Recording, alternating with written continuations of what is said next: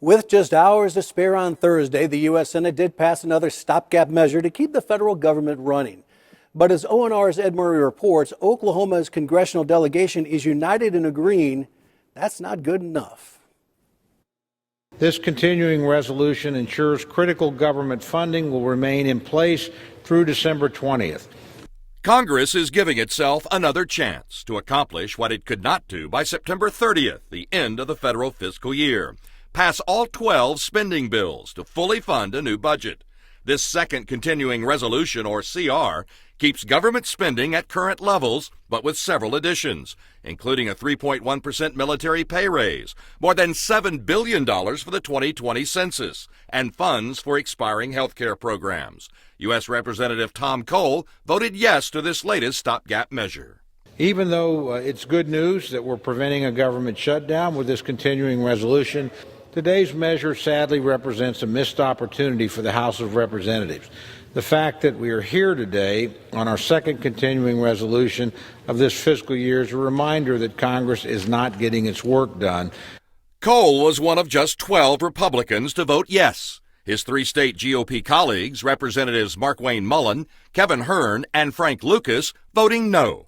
Lucas saying, instead of buckling down and passing spending bills on time with measured debate, lawmakers for 2 decades now have adopted last-minute stopgap measures to fund the federal government.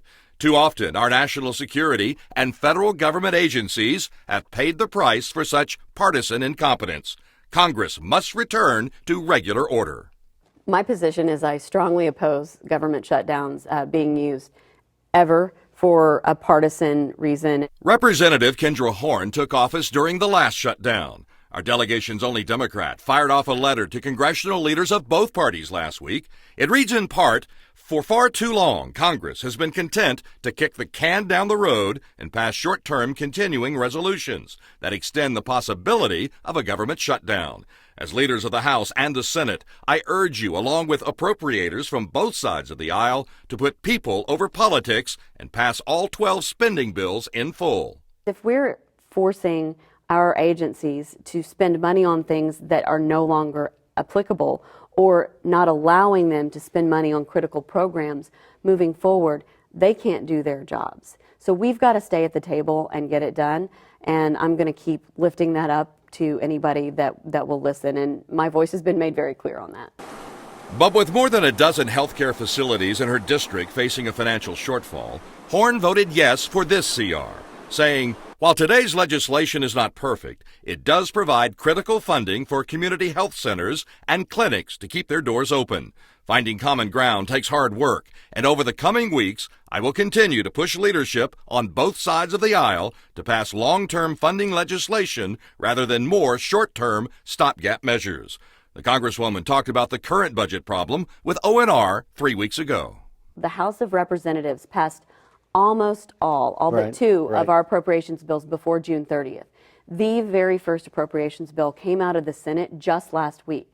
We need people to continue to show up at the table. It is our responsibility to pass appropriations, and it's good governance. Federal workers are facing the consequences.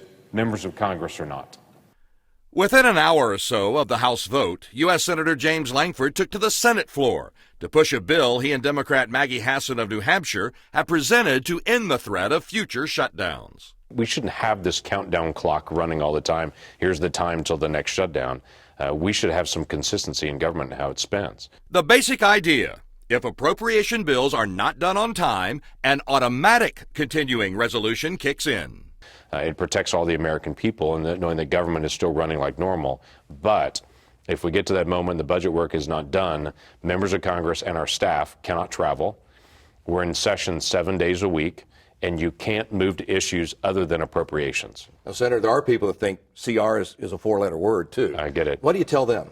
So there are folks that look at continuing resolutions, the CR, and say that's a problem, and they are a problem. They're much worse than normal appropriations, but they're much better than a government shutdown.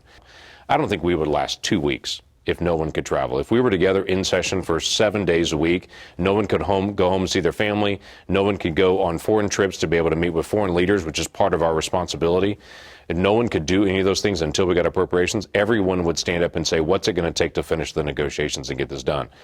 But for now, the countdown clock is ticking once more. Ed Murray, the Oklahoma News Report.